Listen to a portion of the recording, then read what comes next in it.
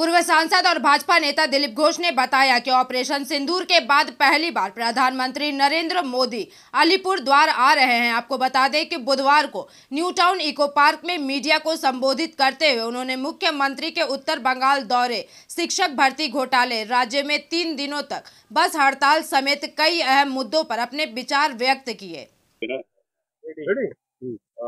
Operation সিঁদুরের প্রথমবার রাজ্যে আসে মানে আলিপুরদুয়ারে আসেন প্রধানমন্ত্রী।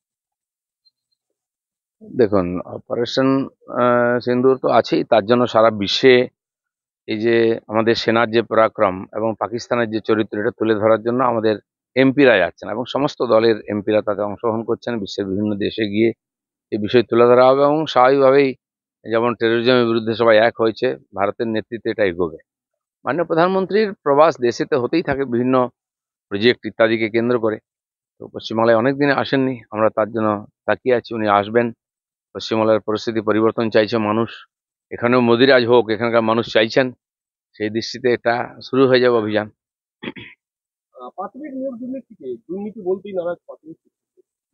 না, উনি যাই বলুন, উনি নাম পাল্টান, অস্বীকার করুন। প্রথম তো ওনারা বলেছিলেন কিছুই হয়নি, এখন তো স্বীকার করেছেন যে টাকা পয়সা লেনদেন হয়েছে। সেটা দুর্নীতি কি দুর্নীতি নয়, কি শব্দ প্রয়োগ করুন, ভাষাতে কিছু যায় আসে না, কিন্তু এত মানুষ ক্ষতিগ্রস্ত হয়েছেন, শিক্ষা ব্যবস্থা পুরা ডামাডোল হয়ে গেছে। আর এই যে টাকার লেনদেন হয়েছে অবৈধভাবে, এটা দুর্নীতি নয় তো কি? যাই বলুন, ভাষা যাই বলুন, দুর্নীতি হয়েছে, এটা বাংলার মানুষ বিশ্বাস করে। কোভিড কিন্তু এখন যায়নি, সতর্ক থাকতে বলছে কোথায় দাঁড়িয়ে?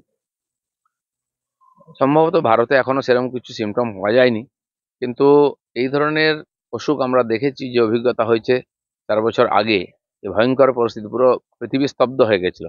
সেজন্য এই ধরনের অসুখ তো কখন কোন দিক দিয়ে ঢুকে যাবে জানা নেই, আর এর রং রূপ পরিবর্তন করতে থাকে, বিভিন্ন রূপে বিপদ নিয়ে আসে। সেই জন্য অবশ্যই সতর্ক থাকা উচিত এবং যারা এক্সপার্ট আছেন তাদের কথাকেই মানা উচিত সবার।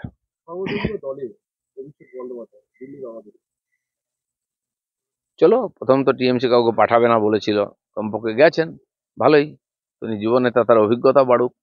ভারত যেটা চাইছে বিশ্বের সামনে তুলে ধরতে, আজ টিএমসি পারলেও চাইলেও পালাতে পারবে না, তাহলে লোকে ওকে দেশদ্রোহী বলবে, পাকিস্তানপন্থী বলবে।